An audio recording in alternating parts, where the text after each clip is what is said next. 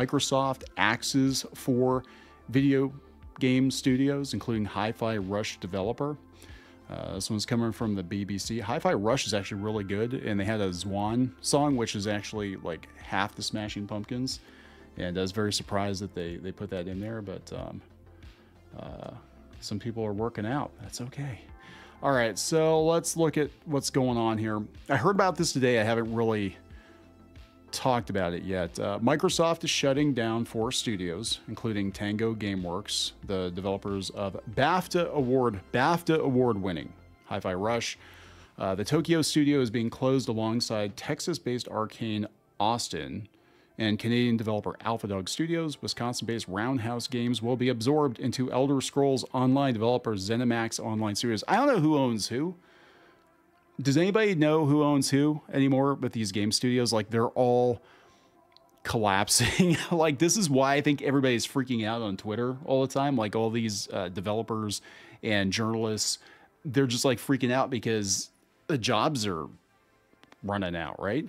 Microsoft has not said how many jobs will be cut as a result of the closures, which are all being made at Bethesda, which the tech giant bought for $7.5 billion in 2020. I just want to say that I love all the people at Arcane Austin so much, said Harvey Smith on X. Great times, hard times. We went through so much together. I love this. Head of Xbox Game Studios, Matt Booty, announced the news in an email to staff seen by the BBC. He said the move meant it was ending development at Arcane Austin on Redfall, with some members of the team joining other studios. Company plans to provide make-good offers to players who had pre-ordered downloadable content for the game that will never see the light of day. This is going like every damn week. I mean, these studios are closing. I've never seen anything like it. I mean, this is like another video game crash. Now, for those of you who are old enough to remember, and I'm kind of sort of old enough to remember, but the video game industry bottomed out in the early 80s, and it wasn't until Nintendo came along that things got better, but this is pretty close. I mean, all these AAA studios are just imploding, man. They're imploding.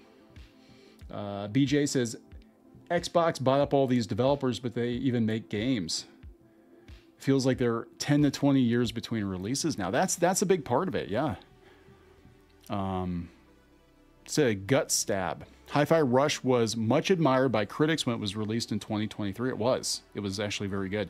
Alarm bells began ringing at Tango Gameworks after it was among the 4 games Microsoft released on rival consoles this year. Yeah, remember that. They're like, hey, we're going to release some Xbox games, and people were speculating that they were going to get rid of Xbox as a console and just, throw games on other platforms. And the founder left to start his own rival studio. The closure of Tango Gameworks means an end to the studio responsible for several popular games, including The Evil Within and Ghostwire Tokyo. I have not played either one of those. I haven't. But, God, this is crazy. Thank you, everyone who explored the worlds we created. Yeah. Okay, Permission to be Human. This is the studio head, Wait, is this right? The move has been met with criticism from gamers, as well as those within the company, with Dinga Bakaba. I hope I'm pronouncing that correctly. The studio head of Arcane Austin, sister studio Arcane Lion, calling the cuts absolutely terrible. Permission to be Human. To any executive reading this, friendly reminder that video games are an entertainment cultural industry, and your business as a corporation is to take care of your artists and entertainers and help them create value for you. The problem with big companies is they have shareholders to answer to, and they just want infinite growth, and that's not something that can happen.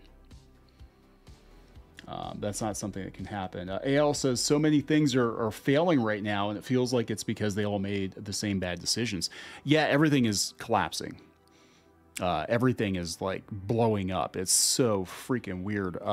Media, social media, Hollywood, video games, comic books, the animation industry. I have a podcast coming tomorrow. We did an interview with Fresher Luke, and he's kind of talking about the state of animation right now. It's not much better than the video games.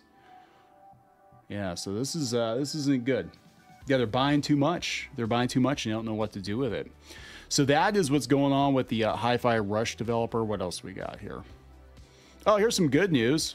Stern Pinball is making a John Wick pinball table. Do you guys have any of the Stern tables out there? I would love to have a couple of these, but they're like $7,000 to $12,000 each. I do have a virtual pinball table, and I'm looking at getting a couple of retro tables, but God, these tables are amazing. The Godzilla one especially. We were thinking about getting a Godzilla one at one point, but yeah, look at that. That is beautiful and incredibly expensive. Limited to 1,000 globally. Dang. So if you have any John Wick fans out there, check out the limited edition John Wick pinball table from Stern. Yeah, we have more podcasts coming. Super Nintendo World. They put some information out this week. This is one that we're super excited about. I think this is going to be a Disney killer. Most people are going to go to this. We'll talk about the Switch too, I think. We'll talk about the Switch 2 too, but we're going to talk about the information that they're leaking for Epic Universe.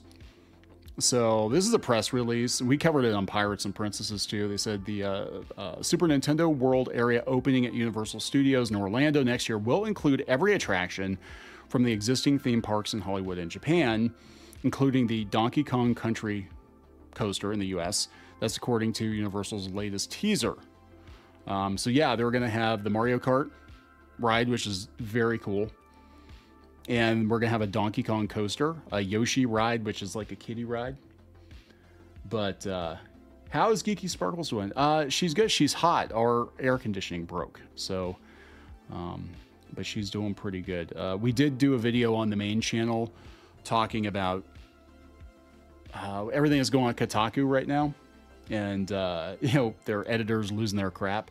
So you can check that out. That was posted about an hour ago.